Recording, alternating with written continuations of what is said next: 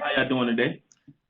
So today was cut day. Really, Cut day. really emotional day for Bills fans. So give us a couple of your notable cuts that you didn't Mm, really like. all right. I ain't gonna say not that I don't like, but ones that do stick out. Jerome Felton and Manny Lawson. Let's start off with Jerome Felton.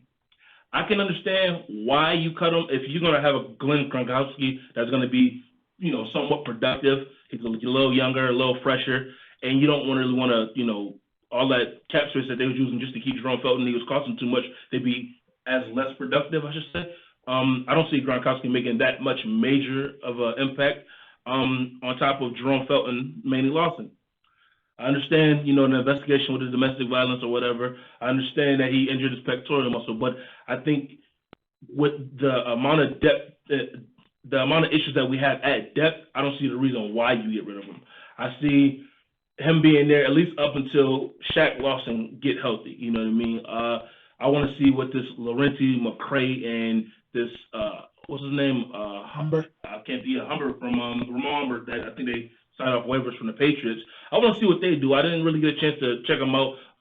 Rex Ryan said he did like him. I'm not saying he's a bad pickup, but what I'm saying is I didn't see enough last night to be like, oh yeah, I'm glad we got him over Maine Lawson. Yeah, Maine Lawson had a lot of miscues in the game on the game Thursday, so I don't really get why they got rid of him. Another notable cut, Boom Heron. I mean, I understand it's a crowded backfield, and you had to go ahead and at least release a couple people, and I guess he's just an odd man out. Des Lewis. What I don't understand is how the buzz and the hype was pretty good going into OTAs, going into training camp. I was told, I guess a little later on into the training camp, he kind of fell off or faded away, and I get that, but Jared Boykins, I don't see why you cut him. I think he was still being productive. I mean, he came through in a clutch in the with who was it, Cardell Jones, got the last minute touchdown. Granted, they didn't get 2 point conversion, but still, I think he was being a little bit more productive than say a Greg Salas. Because Greg Salas, I don't even think we got a chance to really see him in the preseason. I like them keeping Marquise Goodwin on the as as far as the receiving core.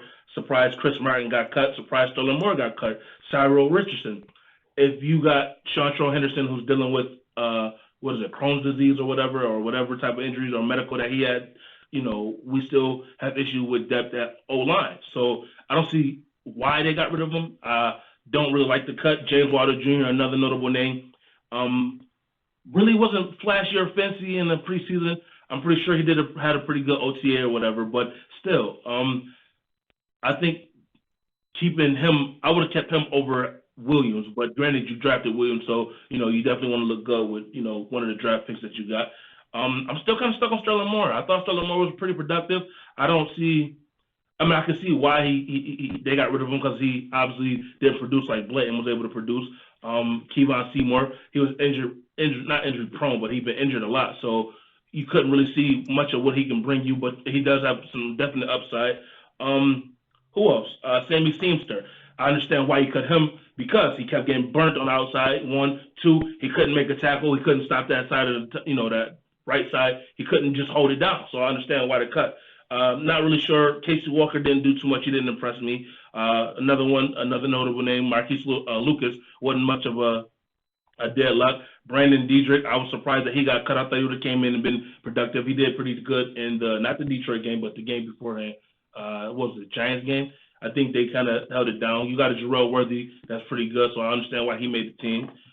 Blake Annan, um, not really a big name. Not really was a big fan of his. Didn't think he produced at all. So I understand why they cut him. Corey Bierman, I didn't even understand the reason why y'all brought him in the first place. He was washed up leaving Atlanta. I would have rather see y'all bring in Greg Hardy over Corey Bierman. He probably would have made the defense a little bit better. And I understand he's a cancer in the locker room. I understand he's a head case. I understand he got a domestic violence issues, but still, you want depth at your pass rusher. So I definitely understand. I mean, I just didn't understand why I didn't go grab him yet. So you see your final 53-man roster. Give us your record prediction. What do you think y'all got this year? Before I would tell you, I'll give them 10-6 in a wild card berth.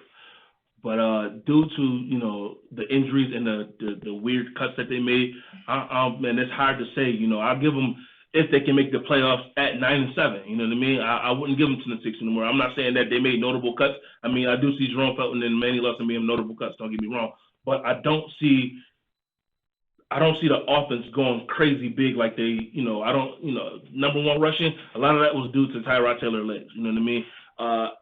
You got rid of one of the producing running backs with Carlos Williams.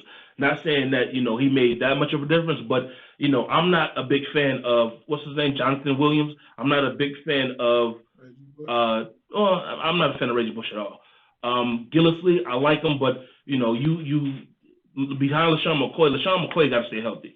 Tyrod Taylor got to stay healthy. Sammy Watkins got to stay healthy. That O-line got to stay healthy. You know what I mean? The defense definitely got to produce. So I'll give them 9-7 with a strong playoff push. If we can steal a couple games, maybe a strong 10-6. You know what I mean? I don't see them, going like 11-5 or 12-3. No, I don't. No, they don't have the manpower to do it.